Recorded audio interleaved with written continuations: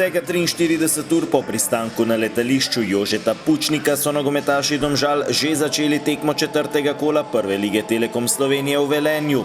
To je bila že njihova 10. tekma v sezoni oziroma v 39 dneh.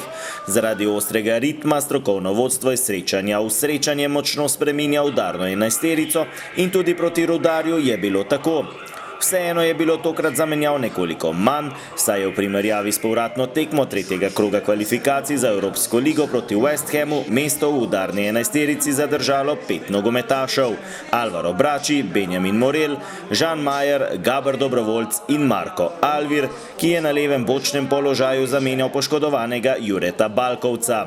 Domžalčani so v uvodnih 3 kolih premagali Radomlje in remizirali s Krškim in Mariborom, Velenjčani pa so remizirali s Krškim, izgubili z Mariborom in premagali Luko Koper. Minuto molka se bomo spomnili nesrečno preminulih mladih nogometašev nogometnega kluba Maribor, Damjana Marjanoviča in Zorana Baljaka. Počivajta v miru.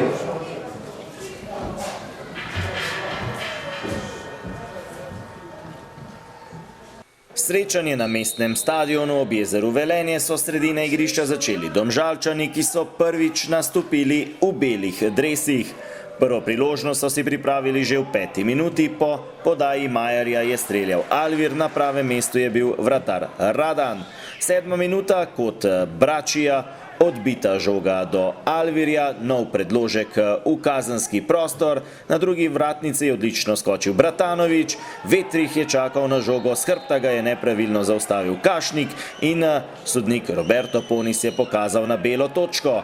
Odgovornost je prevzel Benjamin Morel in zanesljivo zadev v levi kot nemočnega Radana ter popeljal Domžale v vodstvo z 1:0. Drugi gol Morela v letošnji sezoni, prvi v prvenstvu, enkrat pa je zadev tudi v kvalifikacijah za Evropsko ligo proti Lusitanosu. Domžalčani so nadaljevali z napadi, v 20. minuti je prodrl Luka Volarič, podal na drugo vratnico, tam je bil Benjamin Morel. Ta je streljal, žoga pa se je odbila od branilcev, tako da Rada ni imel težkega dela. In še 29. minuta, iz kota Brači, znova do žoge Morel, poslal je predložek pred vrata, tam je z glavo poizkušal Miha Blažič, zanesljiv pa je bil Radan. Prvi polčas se je torej končal z minimalnim vodstvom Domžalčanov, med odmorom prva zamenjava pri Velenjčanih, na mesto Glavine je vstopil Vručina. 51. minuta, priložnost za Domžalčane, Majer do Žuninja, ta na desni do Volariča, ki je zaključil akcijo strelom mimo leve vratnice. 2 minuti pozneje prosti strel za Rudar, do strela je prišel John Mary, to da meril je mimo desne vratnice. 3 minute pozneje napaka Amedeja Vetriha na sredini igrišča, v protinapad je stekel Nikola Tolimir, strel Velenjčanov so Domžalčani blokirali, zaključil je potem akcijo Mary, toda na pravem mestu Adnan Golubović. V 64. minuti lepa akcija Domžalčanov, takole Vetrih za Žuninja, ta je z prve poskušal zaposliti Bratanoviča, ki pa je bil nekoliko prepozen. 67. minuta, predložek v kazenski prostor, odbita žoga do Bračija, močan strel mimo desne vratnice. 3 minute pozneje v izjemni akciji Benjamin Morel, ki je takole uspešno preigraval, odigral dvojno podajo z Alvirjem, prišel vse do vratarja Radana, poizkušal s podajo, toda na koncu žoga v rokah vratarja Velenjčanov.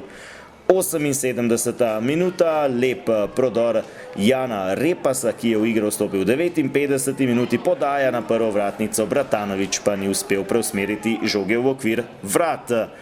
Potem pa novo izjemno preigravanje Benjamina Morela, na robu kazenskega prostora ga je podrl Jean-Claude Bilong in Roberto Ponis je še drugič pokazal na belo točko, znova Benjamin Morel, tokrat pa previsoko in ostalo je pri vodstvu Domžalčanov z 1:0.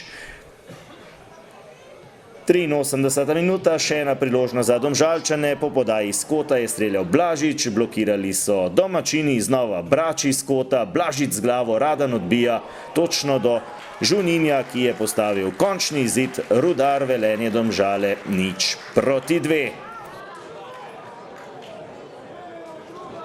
Sem prezadovoljen, da smo pokazali takšen obraz, kot smo in odnesli vse 3 točke.